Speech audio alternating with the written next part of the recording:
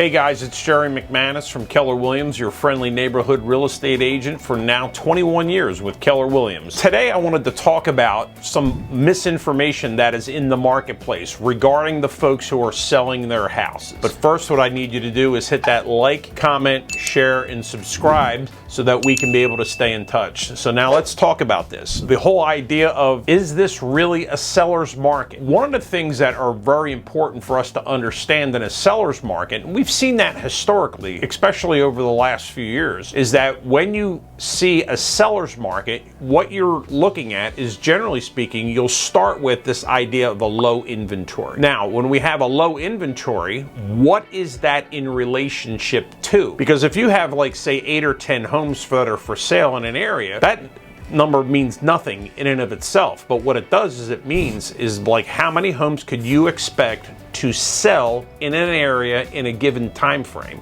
So that's an absorption rate. So what we want to be able to do is to be able to take a look and see, where is the house that you're bringing on the market? What is the absorption rate? So we'll be able to contrast the houses that are currently on the market and what is expected to sell over a shorter period of time. So what do I mean by that? We talked about this in a sister video regarding whether something was in a buyer's market or not before. But when we're thinking of selling our house and we see 5 houses for sale in our development, well, the question then is, how many can we expect to see sell in our development in a month? And if the answer is 6, well, we know we're in a seller's market there, because we don't have enough inventory to be able to cover a short-term demand. But if we have in our development, say we have 15, 16, 17 homes for sale, and we're only looking at maybe 4 houses per month selling, now all of a sudden we have to start doing that thing called math. So that what you do is you take the number of homes that are for sale and you divide the number of homes that are expected to sell in any given month in that development. So for the illustration that we have here, you take 4 per month that would normally sell into the 16 or 17 homes that are on the market, and we see we have a 4-month inventory. A 4-month plus inventory. Now we're saying to ourselves, is this really a seller's market? The answer to that is no, because once you start getting past that 2 to 3 months inventory on the market, you start leaning more and more towards a seller's market. So what is the thing that's going to be very important for you to understand about that is that your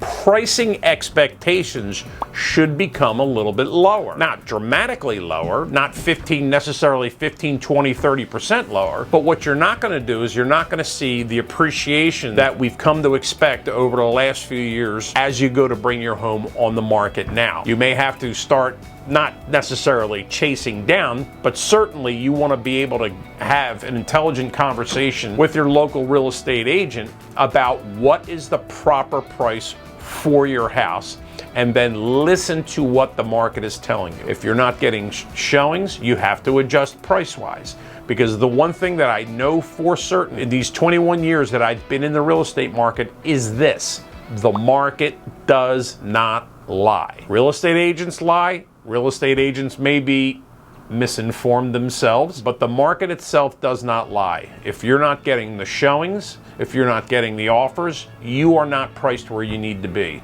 And that will exacerbate your net proceeds to the downside over the long term. There's a lot more that's involved in this, and I'd love to be able to have that conversation with you, so please feel free to reach out to me. My information is in the end screen as always, and we'll see you again on the next video. Hey guys, don't forget to hit the subscribe button and notification bell. This way we can stay connected. Here's my contact information should you have any questions. Otherwise, I'll see you in the next video.